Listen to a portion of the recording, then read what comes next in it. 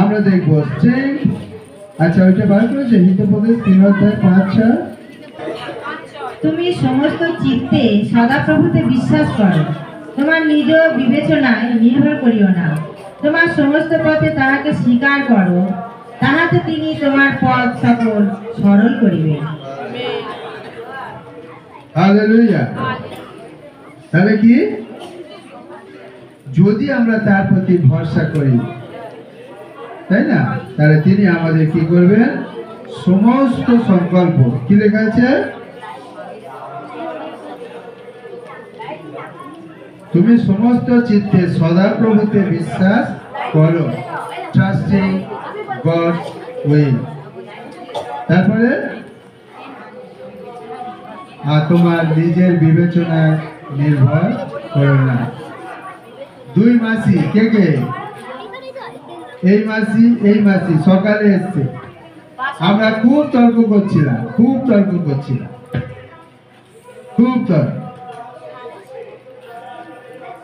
কখন হয়,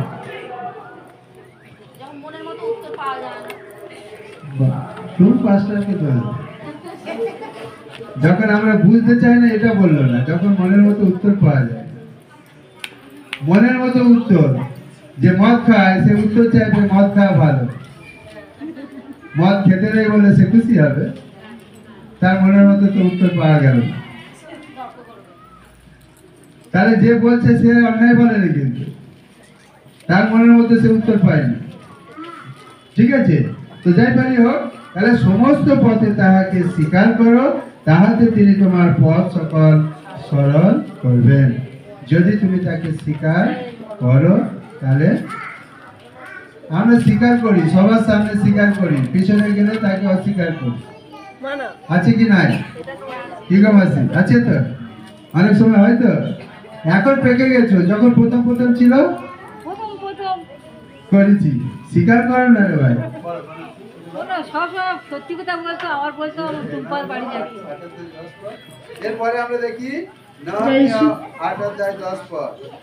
আর তিনি তাহাদিগকে কহিলেন, যাও, পুষ্ট দ্রব্য ভোজন করো, মিষ্ট রস পান করো, এবং যাহার জন্য কিছু প্রস্তুত নাই তাহাকে অংশ পাঠাইয়া দিল, কারণ অধ্যকার দিন আমাদের প্রভুর উদ্দেশ্যে পবিত্র।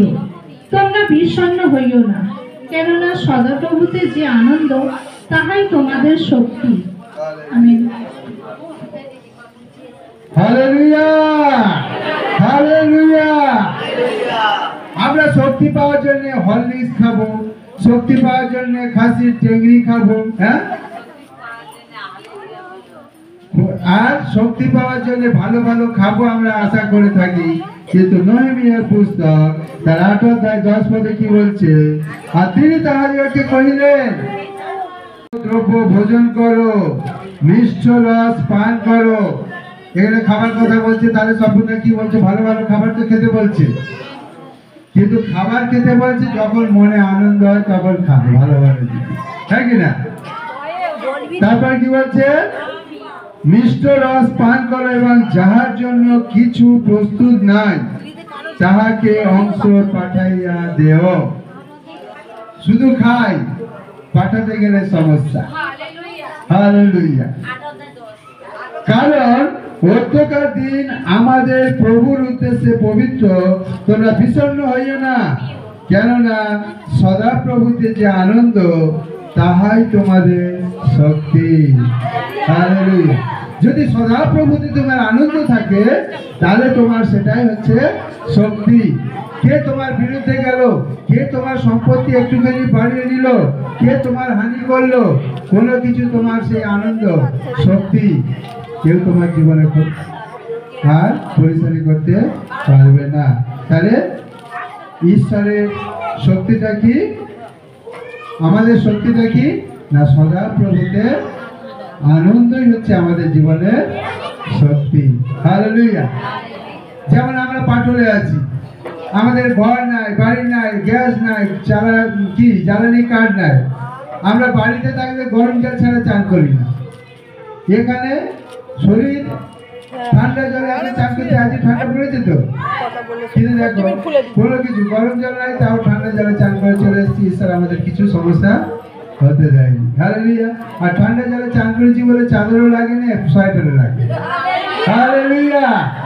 কারণ কি দেখবে, তুমি যদি বরফে হাত দাও না, এই ঠান্ডার সময় তোমার গরম লাগবে, এই হাতের কিছু প্রবলেম হবে না। যেমন যারা বাইরে ওই কাশ্মীর টাশ্মীর বেড়াতে যায়, বরফে হাঁটে, বরফ হাঁটে, তাহলে তো অত ঠান্ডা লাগে না। সেই বরফ, সেই ঠান্ডা তো আমাদের এখানে কিছু নেই, তাহলে কত কি জোড়াচ্ছে, হ্যাঁ কি না? যখন বরফে যাচ্ছে, বরফে হাঁটছে, বরফ নিয়ে করছে, তখন কি হচ্ছে, আমাদের বরফের সাথে আমাদের শরীরের যে টেম্পারেচার অ্যাডজাস্ট হয়ে যায়, যার কারণে ওটা হয় না। তাহলে প্রভুতে আনন্দ হচ্ছে আমাদের শক্তি। তাহলে যখন প্রভুর আনন্দ আমাদের শক্তি আছে, তাহলে আমাদের জীবনে আমরা নতুন বছরে আমাদের একটা সিদ্ধান্ত নেওয়া দরকার। সেই সিদ্ধান্ত কতগুলো বিষয় একটা বিশ্বাসীর জীবনে অবশ্যই করা দরকার। প্রথম কি বিষয়?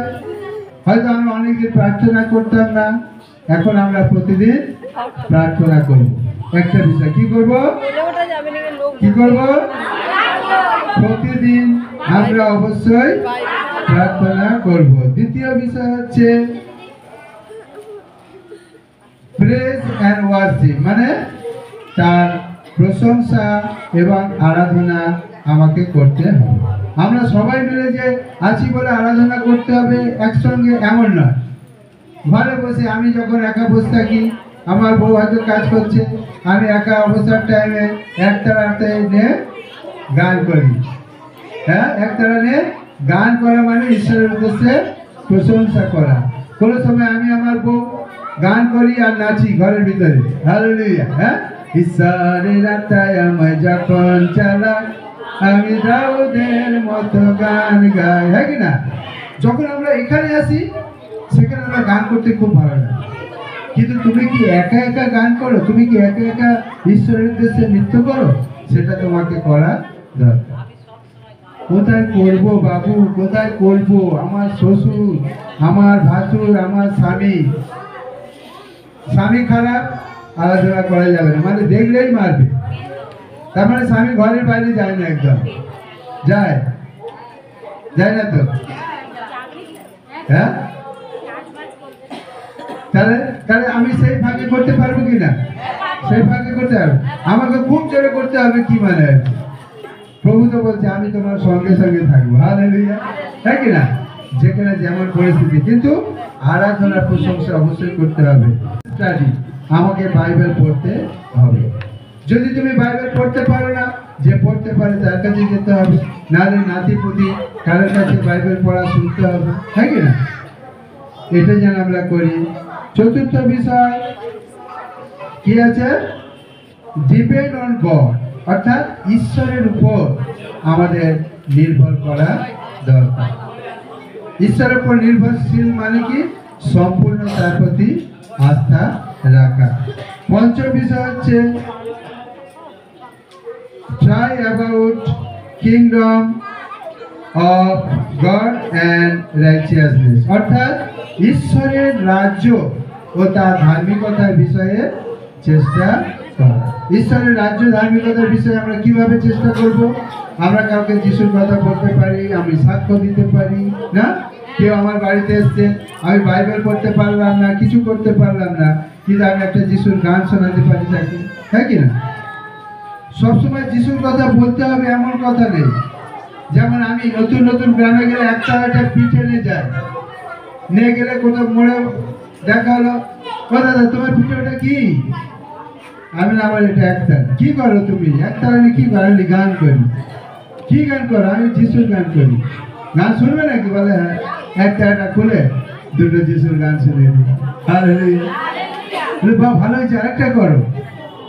এইভাবে তাদের কাছে হয়তো আমি যিশুর ট্যাক্স দিলাম। এই গান শোনার মধ্য দিয়ে আমরা বুঝতে পারবো সেখানকার লোকের অ্যাটিটিউডটা কিরকম। না, সবসময় সব জায়গায় আমরা ঈশ্বরের কথা বলতে পারবো না। যারা মার্ডার করে তাদের কাছে গিয়ে যদি বলি এই মানুষ খুন করতে নাই, তারা কি খুশি হবে? হ্যাঁ কি না?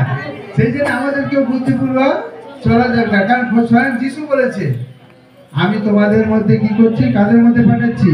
কেন্দুয়াদের মধ্যে নেগড়ে বাঘের কাছে তোমাকে পাঠাচ্ছে, আর তুমি যদি নেগড়ে বাঘের সামনে উপস্থিত হয় খাবে না কি করবে, তাই কি না? সেই জন্য আমাদের কি করতে হবে? ঈশ্বরের রাজ্য, তার ধার্মিকতার বিষয়ে চেষ্টা করতে হবে। তার মানে এই নয় ঈশ্বরের রাজ্য ধার্মিকতার চেষ্টা করবে বলে একটা লোক অবিশ্বাসী এসছে, সে হয়তো যিশুর কথা শুনতে চাইছে, এদিকে স্বামী বলছে আমাকে চা করে দাও, তখন তুমি দাঁড়াও তো, ওই লোকটা এসছে, আমি ওকে যিশুর কথা বলবো, তুমি চা করে দেবো? বিপদের আসছে ময়না খুব ভালো জানে। এখন দুটো পরিস্থিতি আছে না, স্বামীকে চা করে দিতে হবে, সুসমাচার প্রচার করতে হবে, কোনটা আগে? কোনটা আগে? হালেলুয়া। স্বামীর তত্ত্বাবধান করো, এটা ঈশ্বরের আজ্ঞা। যেমন বলছে তোমার ঈশ্বর সদাপ্রভুকে প্রেম কর, সমস্ত হৃদয় মন প্রাণ আত্মা দিয়ে ঈশ্বরকে প্রেম কর। তারপরে এটা কি আছে? তোমার প্রতিবেশীকে আপনার মতো প্রেম কর। তাহলে আমার সবচেয়ে কাছের প্রতিবেশীকে আমার স্বামী, আমার বউ, হ্যাঁ কি না? এখন ধরো একটা আপেল আছে, আমার বউ আপেল খেতে চাইছে, আর একটা কেউ আপেলটা খেতে চাইছে, আমি কাকে দেবো? মায়না দেব? আরে ভাই, ওরা গোটা ছাড়া নেবে, কেটে কিভাবে ভাগ করবে? হালেলুয়া। দেখেছো, সব বুদ্ধিপূর্বক চলে, তাহলে তো সব মুশকিল আসান হয়ে যেত। হ্যাঁ, এখন যদি আমি আমার বউকে দিই, ময়নাদি বলবে পাঁচটা স্বার্থ পড়াচ্ছে। হ্যাঁ, আবার যদি আমি ওই লোকটাকে দিই, তখন তনুশ্রী বলবে বাবা নিজের বউ ছাড়া ওইটা ভালো হয়ে গেল, বিপদের আর সাজ নেই। কি জানি বউকে হয়তো ভালোবাসে না, ওকে বোধহয় বেশি ভালোবাসে, হবে কি হবে না? সেই জন্য বুদ্ধিপূর্বক চলতে হবে। পোল বলেছে আমি যদি মনুষ্যকে খুশি করতে চাই, তাহলে আমি খ্রিস্টের দাস হতাম না। আমি চেঙ্গাইলে ছিলাম, আমার বউয়ের পেটে বাচ্চা এসছে, প্রায় 8-9 মাস, প্রায় বাচ্চা হবে হবে এরকম পরিস্থিতিতে একটা দিদি, বিশ্বাসী দিদির বাড়িতে থাকতাম। প্রার্থনা করার পরে প্রতি সপ্তাহে আসতাম, দেখে একদিন থেকে চলে যেতাম। সেই দিদিটা বলতো, সে বিশ্বাসী, বলছে এত কি প্রেম, বউকে একদিন না দেখে থাকা যায় না। আবার যদি না আসতাম, ওই বলতো আচ্ছা বউটার বাচ্চা হবে, একদিন দেখতে যাওয়া যায় না? বলবে কি বলবে না? আমি ওই জন্য কারোর কথায় কর্ণপাত করি না। আমি ইউনিভার্সিটির কাজ করতাম, বলেছে 24 আওয়ার্স কাজ করতে হবে, কোনোদিন ঈশ্বরের রাজ্যে ছুটি নেই। বলি বাবার অসুখ করেছে, একটু দেখতে যাবো। তুমি গেলে কি বাবা সুস্থ হয়ে যাবে?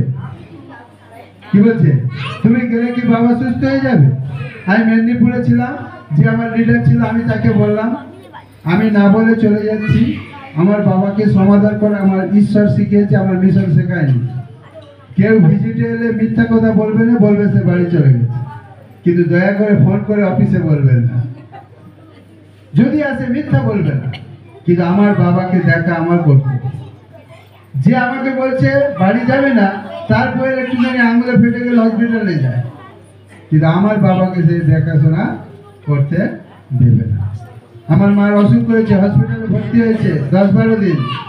আমার দিদিরা বলছে তুই চলে যা, তোর কাজ চলে যা। আমি বলে কাজ চলে যায়, যা, আমার মার প্রতি আমার দায়বদ্ধতা আছে, আমাকে করতে হবে। হালেলুয়া। এর ব্যাপারে সুসমাচার প্রচার করা নিষেধ আছে। আমাদের সেবা ভারত থেকে বলা আছে যে তোমরা ডাইরেক্ট সুসমাচার করবে না, ফোন করলে কেউ জয় যিশু বলবে না, কি জানি অন্য লোকেরা করবে।